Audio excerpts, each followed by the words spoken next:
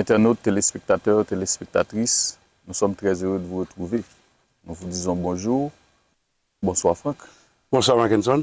Et très content de te retrouver. Très content également de te retrouver et surtout de retrouver nos chers internautes que nous n'avons pas vus depuis une semaine. La semaine dernière, tu avais lu un verset qui a attiré mon attention que je vais relire et là-dessus je vais te poser une question.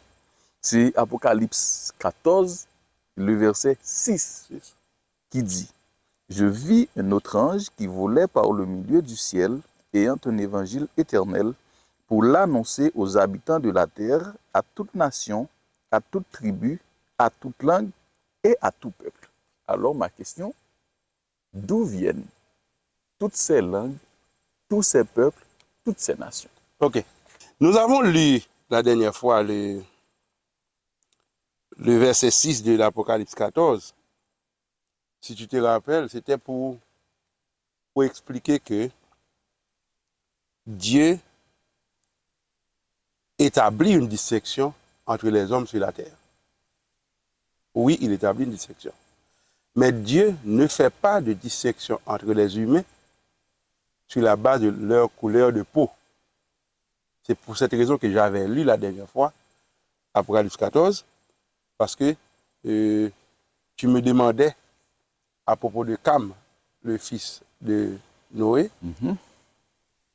et tu m'avais posé une question à propos du racisme à partir de Cam. Alors je t'ai fait remarquer que la Bible, la parole de Dieu, n'établit pas de distinction entre les hommes sur la terre sur la base de leur couleur de peau. Et le texte que tu as lu justement nous dit l'évangile éternel de Dieu qui doit être annoncé sur la terre est proclamé par un ange qui vole dans le milieu du ciel.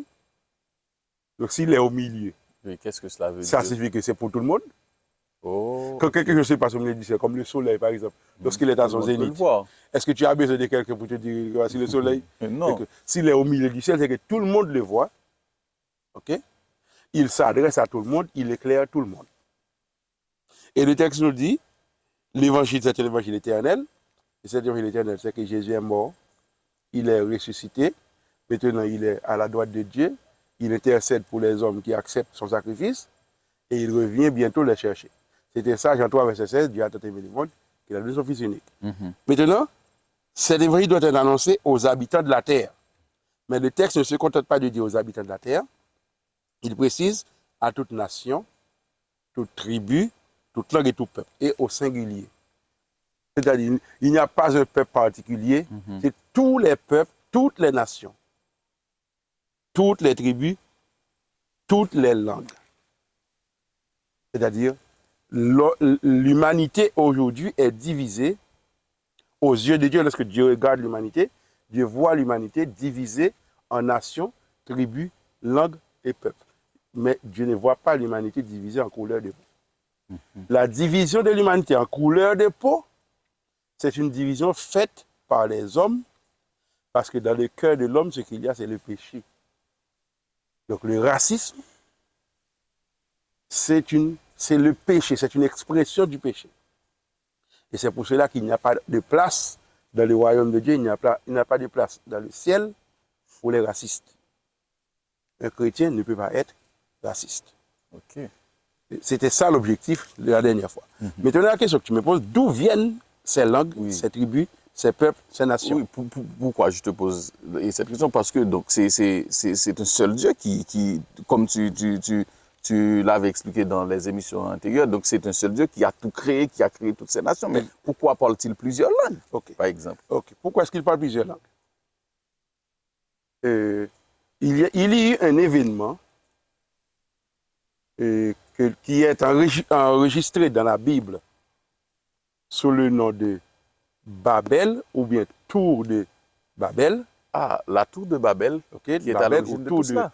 Babel, les différentes langues que nous identifions prennent leur origine dans la Tour de Babel.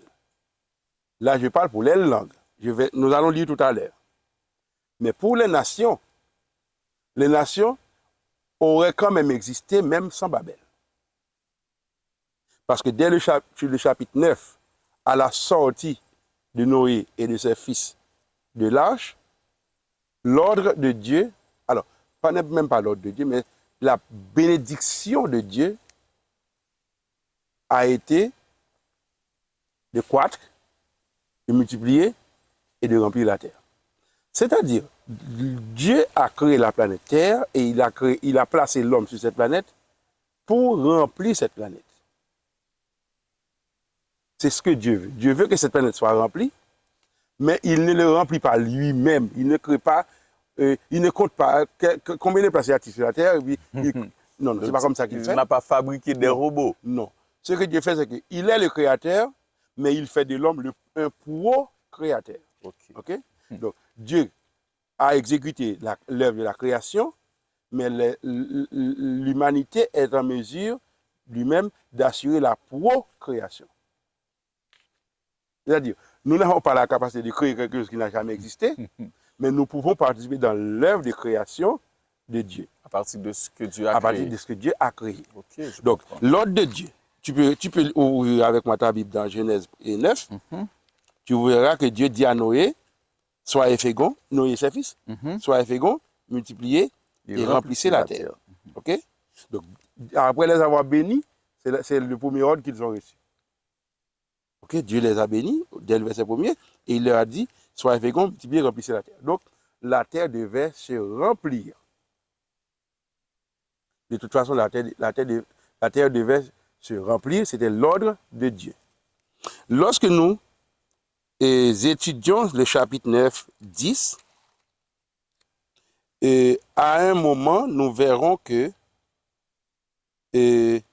à partir du verset 25 du chapitre 10, le texte nous cite le nom de Péleg, que j'ai commenté à la dernière émission.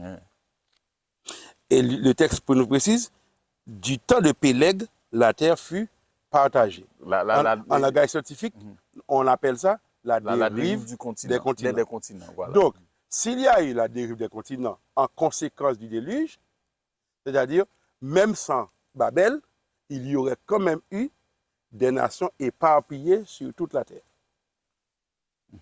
OK? Parce que ça, c'est pas une conséquence de la tour de Babel, c'est une conséquence du déluge. Okay. Donc, qu'est-ce que nous pouvons dire?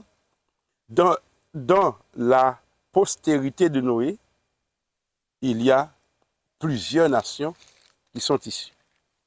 Et par exemple, si tu analyses avec moi le chapitre 10, je suis à cheval sur le chapitre 9, 8 et 9, 10 et 11. Et le chapitre 10 nous dit, voici la postérité des fils de Noé, c'est-à-dire de Sem, Cam et Japheth.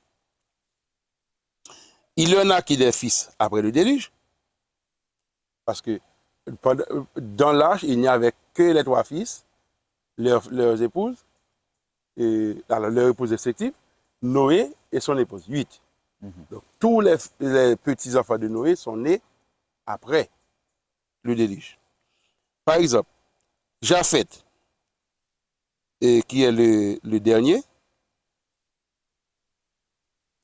notez que généralement, les postérités sont dressées par le premier, le deuxième et le troisième. Ici, c'est le troisième, le deuxième et le premier. Un peu plus loin, tu vas voir pourquoi. Je ne peux pas te dire pourquoi maintenant. Tu vas voir pourquoi. Je comprends. Et là, Moïse, qui est le rédacteur de la Genèse, commence par le dernier fils, Japheth. À Japheth, il naquirent Gomer, Magog, Madai, Javan, Tobal, Méchec et Tiras. Les fils de Gomer, et puis il cite les noms, etc. Et puis les fils de Javan, il cite les noms. Et pour terminer, il nous dit, c'est par eux qu'ont été peuplées les îles des nations, selon leur terre, selon leur langue, selon la langue de chacun, selon leur famille, selon leur nation. Lorsqu'il dit ça, il nous le dit de manière a posteriori. OK? C'est pas parce que leur langue était déjà divisée à l'époque de Noé, mais pour parler de leur époque, lorsque ces gens-là auront donné naissance à leurs enfants, ils nous signalent déjà que leur langue a déjà été divisée à ce moment-là. OK? Eh bien, les nations issues de Japheth, 14 au total, si tu les comptes. Ok. Ça fait 14 au total. Ce sont les nations qui ont peuplé les îles, qui ont peuplé l'Europe, la Chine, ok? Et toute l'Europe. Disons l'Europe, la Chine, la Russie, la Grèce, etc. Ok. Les îles de la Grèce, ce sont ces nations-là qui sont issues de Japheth. Donc nous pouvons dire, les descendants de Japheth ont peuplé l'Europe. Le verset 6 nous dit les fils de Cam. Et qui sont les fils de Cam? Couche, Couche. que l'on traduit généralement par Éthiopie, parfois aussi par Soudan. Ok. Couche, mais Mitraïm, Pout, Canaan. Mitraïm, c'est que l'on traduit par double rivière. C'est une référence à la région entre le Tigre et l'Euphrate. Ok. Cette région est la Mésopotamie, qui est la région que l'on considère en histoire comme le berceau des civilisations. Okay? Voilà. Le berceau des civilisations, là où seraient nées les premières grandes civilisations du monde. Okay? Parmi les descendants de Cam. Okay? Et Couche, Mitraïm, Pout et Canaan. Okay? Et les fils de Couche, Saba, Avila, Sabta, Raïma, Sabeka, etc. Et verset 9, verset 8 d'abord nous dit que Couche engendra aussi Nimrod, et c'est lui qui commence à être puissant sur la terre. Il fut un vaillant chasseur devant l'Éternel. Devant l'Éternel. C'est pourquoi l'on dit comme Nimrod, vaillant chasseur devant l'Éternel. Et c'est ce Nimrod qui va régner d'abord sur Babel. Okay, donc c'est lui qui va construire cette tour de Babel, que aujourd'hui on pense que c'est l'emplacement de cette tour serait dans la région un peu au nord de l'Irak, ok, au nord de l'Irak, c'est-à-dire les descendants de Cam ont peuplé toute cette région-là, okay. Du Proche et Orient, de l'Afrique, la région de Canaan, ok, et puis, le verset 20, en citant les limites des Cananéens, allaient depuis Sidon, du côté de Guéra jusqu'à Gaza. Okay? Gaza. Jusqu'à Gaza. Donc, à la frontière entre Israël et ce qui serait aujourd'hui la Palestine. Et du côté de Sodome et de Gomorre, d'Adma jusqu'à Lécha, ce sont là les fils de Cam, selon leur famille, leur langue, leur pays et leur nation. Donc, nous pouvons dire que les descendants de Cam ont peuplé cette région que nous venons de citer, l'Afrique, ok, et la région de Canaan. Couche, il y a même des biblistes qui proposent de traduire Couche par Afrique. Ok. Généralement, c'est traduit par Éthiopie. Okay. Par exemple, lorsque tu lis dans Nombre, est-ce que c'est chapitre 12? En tout cas, lorsque la sœur de Moïse s'était révoltée contre lui parce qu'elle disait qu'ils avaient pris une femme étrangère qui n'était pas de leur peuple. Et le mot qu'il a utilisé, c'est couchite. Il avait pris une couchite, c'est-à-dire une femme éthiopienne. Et certains biblistes suggèrent de traduire ça par une femme africaine. En passant, c'est pas parce qu'elle est d'origine africaine qu'il y avait un problème avec Moïse, c'est parce que les gens étaient jaloux contre Moïse. Okay? Donc, le proverbe dit quand on veut noyer son chien, on l'accuse de rage. Donc c'est pas parce qu'il a la rage. C'est que la rage, c'est le prétexte pour le noyer. Tu comprends? Donc ce n'était pas un problème avec la dame. C'était un problème avec Moïse. Mais comme il fallait un prétexte pour faire éclater le problème, c'est ça qui a servi de prétexte. Parce qu'il y a des gens qui cherchent de tous les moyens à justifier le racisme à partir de la Bible. La Bible est claire. D'ailleurs, le premier verset que tu as cité pour me poser la question est clair sur ça. Il n'y a pas de place dans la logique de Dieu, dans l'histoire de Dieu, pour le racisme. Ok? Et enfin, le fils aîné, à partir du verset 21, Sem, lui-même, il est le père de tous les fils d'Héber. Héber ou Hébrou. Donc, les fils d'Héber qui a donné naissance, alors, dont a attiré son nom le peuple issu d'Abraham. Okay? Parce qu'Héber, c'est un ancêtre d'Abraham. Donc, c'est pour cela qu'on les appelle Hébreux. Donc, les fils de Sem ont peuplé la région du Moyen-Orient. Et la région actuellement où il y a beaucoup de conflits. Voilà, c'est Okay? ça. Et puis, ce que tu vas remarquer un peu plus loin, à partir du chapitre 11, c'est qu'il y aura beaucoup plus de détails dans la postérité de Sem. Okay? Nous comprenons à partir de ce moment pourquoi est-ce que Moïse, au lieu de commencer par Sem, a préféré terminer par Sem. Parce qu'à partir de ce moment-là, l'histoire va prendre une autre tournure, et c'est à partir de la postérité de Sem que l'histoire du salut nous sera racontée. Évidemment, à partir de nos prochaines émissions, nous allons commencer à étudier l'histoire du salut. Donc, nous demandons aux internautes de ronger un peu leurs freins jusqu'à maintenant, de nous laisser terminer cette partie sur la tour de Babel et les civilisations. Après, nous entrerons dans l'histoire du salut. Donc, à partir de Sem, nous verrons que Sem va donner naissance à plusieurs enfants et de génération en génération. Le texte va nous parler des Bers, à partir du verset 14, va nous parler des Bers encore une fois. Le chapitre 10, verset 25 nous parle des Bers. Le chapitre 11, verset 14 parle une deuxième fois des Bers. Et c'est Héber qui va engendrer Péleg. Péleg, à partir duquel la terre fut divisée. Péleg lui-même va engendrer Réu. Réu va engendrer Sérug. Sérug qui va engendrer Nakor. Nakor va engendrer Térak. Et Térak va engendrer Abraham. C'est-à-dire le peuple que nous appelons aujourd'hui juif, qui ne devrait pas s'appeler juif, pour la simple raison que juif, ça vient du nom de Juda. Ok? Ça vient du nom de Juda. Donc les juifs, ce seraient les descendants de la tribu de Juda. Or, ce peuple-là est composé de 12 tribus. Donc son vrai nom, c'est le peuple hébreu. Mais on a pris cette habitude, et elle est restée dans l'histoire, de les désigner sous le nom de juifs. Mais ce peuple juif, qui sera issu de Abraham, de Térak, etc., remonte à Héber, dont il porte le nom. OK? Donc, en résumé, qu'est-ce qu'on peut dire rapidement? Eh bien, les nations correspondent à un ordre de Dieu. Dieu a demandé aux habitants qui étaient sortis de l'arche, les 4 familles, de se répandre sur toute la terre. Comme il l'avait demandé avec Adam et Ève. Dieu, c'est ce que Dieu avait demandé à Adam et Ève, de croître, de se multiplier, de remplir la terre.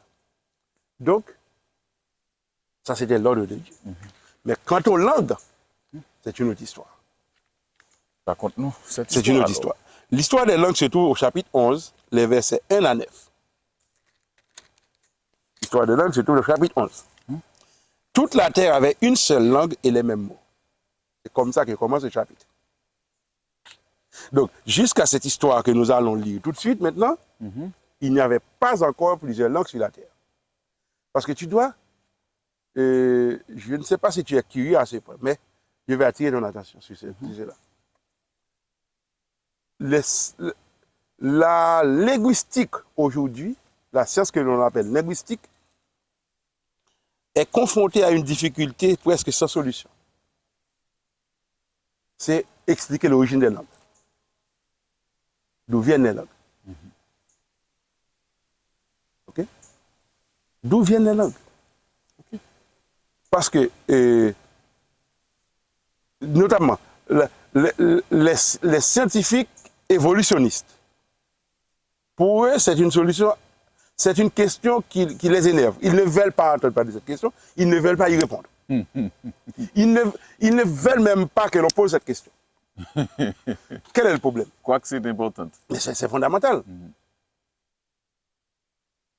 Comment est-ce qu'un enfant apprend-il à parler? Un enfant apprend à parler en écoutant les locuteurs qui sont autour de lui parler. Sa maman, son papa. Pourquoi est-ce que deux enfants nés à Montréal, en Haïti ou bien à la Martinique ou à Paris, pourquoi ces deux enfants parlent-ils français? Donc parce que chaque jour... Parce qu'ils entendent des gens autour d'eux Parler français. Que ce soit à la maison, à la maternelle, et dans les garderies, etc. Ce qu'ils entendent, c'est le français. Mais si tu déplaces ces deux enfants et tu vas les placer au Japon, qu'est-ce qui va arriver? Ils vont parler Ils vont parler le japonais. Le japonais, voilà. Si tu les places en Chine, ils vont parler le chinois. Chinois. Le mandarin. Et le mandarin. Ouais. Donc ça signifie quoi? Ça signifie que la langue, c'est un phénomène d'imitation. C'est qu'il faut entendre quelqu'un parler pour pouvoir imiter la personne et parler comme elle. Eh bien, je veux dire, la science évolutionniste n'est pas capable de répondre à la question qui a enseigné à parler aux premiers humains. Ils ne peuvent non plus pas dire que ça aurait été le Big Bang. Ils ne peuvent pas dire ça, parce que c'est pas une réponse qui tient. Mais le problème, c'est que il y a ce que la linguistique appelle l'allation. Qu'est-ce que ça signifie? L'allation. C'est les premières syllabes que l'enfant répète. Et l'enfant écoute. Par exemple, on constate que les enfants disent toujours papa avant maman. Oui. Papa. Les mamans de tous les enfants, elles disent, nous avons porté le petit bout d'humain dans le ventre pendant des fois. Nous l'avons allaité. Voilà que le premier mot qu'il prononce, c'est papa. Et il paraît que c'est dans toutes les langues. Il paraît. Oui. C'est dans toutes les langues. Les enfants prononcent d'abord papa avant toute autre chose. Mais si tu dis à l'enfant, maman, l'enfant va dire quelque chose. L'enfant va dire quelque chose. Voilà. Okay. C'est ça qu'on appelle la relation. Okay. Donc l'enfant commence à gazouiller, à faire sortir les premiers sons. Eh bien, il est prouvé que, scientifiquement, si un enfant serait placé dans un milieu où pendant les 2 premières années de sa vie, les 24 premiers mois, il n'aurait pas eu de contact avec les humains, cet enfant est condamné à rester muet. C'est-à-dire, on apprend à parler entre 0 et 24 mois, dans les 2 premières années de la vie. Okay? Donc, la faculté de parole, c'est une faculté que l'enfant développe pendant les premières années de sa vie. OK? C'est-à-dire, si même pour une expérience de laboratoire, on essaierait. D'ailleurs, un enfant ne peut pas vivre isolément. Okay? Un petit cheval qui naît maintenant, un poulain ou une pouliche, eh bien, dans quelques minutes, il est déjà debout. Oui. Mais pour l'être humain, ce n'est pas la même chose. Pour l'être humain, il survit uniquement parce qu'autour de lui, on prend soin de lui. Donc, tandis que les animaux survivent naturellement, l'être humain il survit culturellement. C'est-à-dire qu'il faut l'intervention de ceux qui sont autour de lui pour survivre. Okay. Il faudrait reprendre ça. Bon, et là, je commence par m'inquiéter pour des gens qui pensent qu'ils peuvent vivre sans autrui. Ça n'existe pas. L'être humain en dehors de société, ça n'existe pas. L'être humain n'existe qu'en société. Et les sociétés ne sont formées que d'êtres humains. Okay? Il n'y a pas de société sans être humain, et il n'y a pas d'être humain en dehors de la société. Donc, l'être humain est un être social. C'est ce qu'on appelle l'instinct grégaire. L'être humain, il vit au milieu des autres. Donc, maintenant, la question de la langue. Oui. Comment est-ce que les premiers humains ont-ils appris à parler? Je ne suis pas évolutionniste. Hein? Donc, l'évolution n'est pas capable de répondre à cette question. Eh bien, la Bible nous dit que c'est Dieu qui leur a enseigné à parler. Comment alors? Alors, maintenant, qu'est-ce qui s'est passé à Babel? Eh bien, ce qui va se passer à Babel, c'est que les gens vont parler plusieurs langues. Mais même en parlant plusieurs langues, on constate aujourd'hui que, en réalité, la grammaire est universelle. Même que chaque langue a une grammaire spécifique, particulière à elle, mais dans la tête de tout être humain, il y a la grammaire. C'est pour cela que tout le monde peut apprendre n'importe quelle autre langue. Si ta langue maternelle est déjà de la même racine qu'une autre langue, tu l'apprendras plus rapidement. OK? Par exemple, pour quelqu'un qui parle déjà français, c'est plus facile d'apprendre l'italien ou l'espagnol. Ou le portugais. Parce que ce sont des langues latines. C'est un peu plus difficile d'apprendre l'allemand, par exemple. Ou bien une langue anglo-saxonne. c'est un peu plus difficile. Oui, De même, germanique. un Chinois apprendra par exemple le japonais plus facilement qu'un Américain ou qu'un Français. Parce que ce soit la langue de la Chine, du Japon, de l'Inde, etc., Corée du Sud, la Corée du les Sud, Corées. ils sont un peu plus rapprochés. Même dans leur écrit, il y a beaucoup de différences. Oui, bien sûr. Hein. Mais même dans leur manière d'écrire, c'est beaucoup plus facile pour des gens de cette région-là, de s'entendre entre eux, etc., d'apprendre la langue, que pour d'autres qui viennent de l'Occident et qui se retrouvent en Orient. Ok. Mais on n'apprend pas à parler si on n'a pas appris pendant les 2 premières années de sa vie. Et bien ça, c'est une preuve que l'explication évolutionniste, c'est une explication qui ne tient pas. Alors, ok. Alors, voyons, revenons au chapitre. Intéressant. Revenons au chapitre 11. 11, nous étions au chapitre 11. Le texte nous dit toute la terre avait une seule langue et les mêmes mots. Et les mêmes mots. Ok. La langue que Dieu leur a enseignée. Voilà. Comme ils étaient partis de l'Orient, ils trouvaient une plaine au pays de Chinéa et ils y habitèrent. Le pays de Chinéa, ce serait plus ou moins le nord de l'Irak, selon ce que disent les fouilles archéologiques. Bon, je ne suis pas archéologue, je ne peux pas être totalement, mais je me contente de dire ce que l'on dit dans les recherches archéologiques. Donc, cette région, ce serait le nord de l'Irak. Cette région est vraiment un lieu de mémoire. C'est un lieu de mémoire, justement. C'est un lieu de mémoire. Et ils se disent l'un à l'autre, allons, faisons des briques et cuisons-les au feu. Et la brique leur servit de pierre et le bitume leur servit de ciment. Ils dirent encore, allons, bâtissons-nous une ville et une tour dont le sommet touche au ciel. Et faisons-nous un nom. Quel projet! Hein?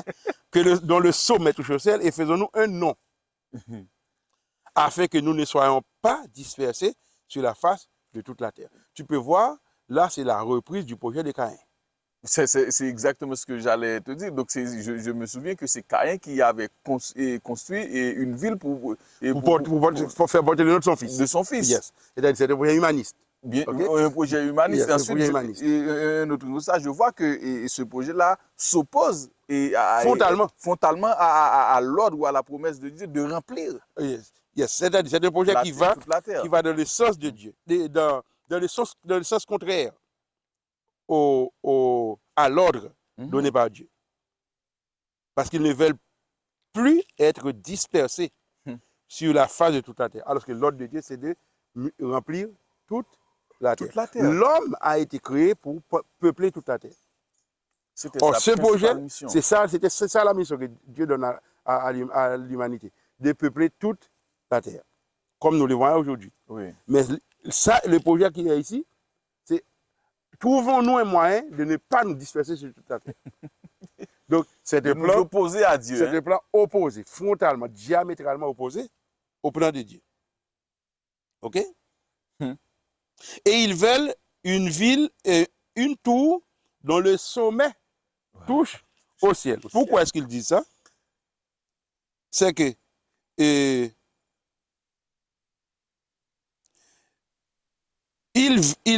veulent s'assurer que, quoi qu'il arrive, s'il arrive quelque chose, ils peuvent monter plus haut que les eaux du déluge.